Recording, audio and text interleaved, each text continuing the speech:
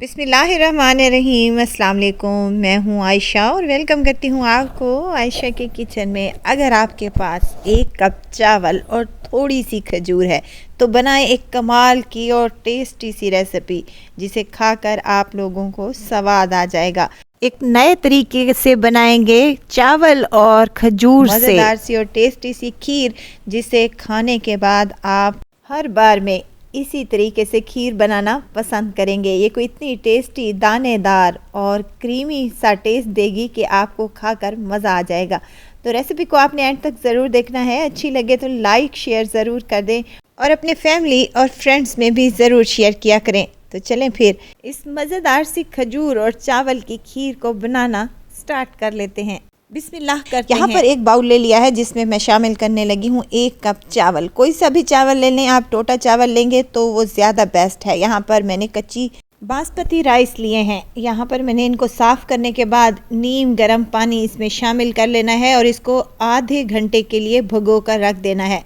जब तक हमारे चावल भिगोते हैं तो उस वक्त तक हम एक दूसरा काम कर लेते हैं। यहाँ पर जो खजूरें थी मेरे पास 10 से 12, इनकी मैंने गुठली निकाल ली है और हाफ़ कप पानी डालने के बाद इसको मैंने अच्छे से ग्राइंड कर लिया है। इसको साइड पर रख देंगे। अब यहाँ चावल हमारे अच्छे से सोख हो चुके हैं और देखें हाथ की मदद से अगर मैं मसलने की कोशिश कर रही हूँ तो ये मसलना स्टार्ट हो चुके हैं। अगर आप टोटा चावल लेंगे तो उनको इस तरीके से मसलने की भी ज़रूरत नहीं है, ये ख़ुद ब खुद टूट जाएंगे। ये देखें यहाँ पर ये बिल्कुल मैश हो चुके हैं। अब इनको रखेंगे साइड पर और एक कढ़ाई में मैं शामिल करने लगी हूँ दूध है मेरे पास तकरीबन 1.5 लीटर के बराबर और ये फुल फैट दूध गाय का दूध है। देखिए यहाँ पर इतना मज़े का दूध है कि इसमें मलाई भी आई हुई है और ये मेरा दूध बॉयल हुआ है। इसको मज़ीद हम चूल्हे पर चढ़ा देंगे और इसको बॉयल आने का वेट कर लेंगे। 10 मिनट के बाद इसको बॉयल आ चुका है तो देखें यहाँ पर अच्छे तरीके से दूध बॉइलिंग पॉइंट पर आना स्टार्ट हो जाए तो हमने इसमें भीगे हुए चावल शामिल कर लेने हैं। आपने इसमें पानी बिल्कुल भी शामिल नहीं करना, बस इसी दूध में ही इनको पका लेना है अच्छे तरीके से। अगर आपके चावल अच्छे भीगे हुए होंगे और अच्छी क्वालिटी के होंगे तो ये 10 से 12 मिनट में हमारे चावल गल कर तैयार हो जाएंगे। और यहाँ पर दूध को और चावलों को पकते हुए 10 से 12 मिनट हो चुके हैं और मैंने आपको चेक भी करवा दूँ कि हमारे जो चावल हैं वो गल चुके हैं। अगर आपके चावलों में मज़ीद कुछ कमी रह गई हो तो आपने क्या करना है, इसमें पानी शामिल कर लेना है जितनी आपकी रिक्वायरमेंट हो। चावल यहाँ पर गल चुके हैं अच्छे तरीके से और ये देखें दानेदार सी हमारी खीर बनेगी क्योंकि हमने चावलों को अच्छे से भिगोया था। अब साथ के साथ इसमें हरी इलायचियाँ शामिल करने लगी हूँ। 3 से 4 हरी इलायचियाँ हैं मेरे पास जिनका मुँह खोलकर मैंने शामिल कर दिया है। और जो मैंने यहाँ पर खजूर का पेस्ट तैयार किया था वो भी इसी स्टेज पर शामिल कर लेना है और इसको मज़ीद हमने 4 से 5 मिनट तक पका लेना है। खीर पकाने का ये एक मुनफरिद और यूनिक सा तरीका है जो मैं आपसे शेयर कर रही हूँ और यकीन करें ये खीर कोई इतनी मज़ेदार और टेस्टी सी बनती है कि आप लोग हर बार में इसी तरीके से खजूर और चावल से बनाएंगे ये मज़ेदार सी खीर। जब खजूरों का इनका टेस्ट आएगा ना चावल के साथ और दूध के साथ ये पकेंगे तो यकीन करें ये बहुत ही मज़े की लगती है। ये देखें अब यहाँ पर मुझे पकाते हुए 10 मिनट हो चुके हैं, खीर गाढ़ा होना स्टार्ट हो चुकी है। इसी स्टेज पर हम इसमें चीनी शामिल करेंगे।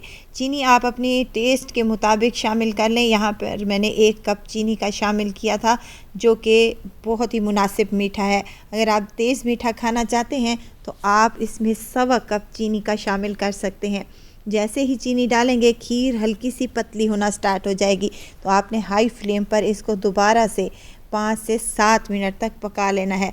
और साथ ही इसमें किशमिश के कुछ दाने डालूंगी और यहाँ पर डालूंगी मैं नारियल। अगर आप लोग नहीं डालना चाहते ड्राई फ्रूट तो मत डालिए, बग़ैर ड्राई फ्रूट के भी ये कोई इतनी टेस्टी और मज़ेदार बनती है कि आप लोग यकीन ही नहीं करेंगे कि चंद खजूर के दाने डालने से ये खीर इतनी टेस्टी और मज़ेदार बनेगी।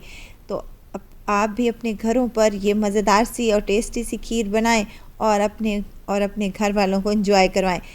यहाँ पर मुझे चीनी डाले हुए तकरीबन 5 से 7 मिनट हो चुके हैं। देखें चीनी का पानी भी खुश्क हो चुका है और खीर हमारी गाढ़ा होना स्टार्ट हो चुकी है।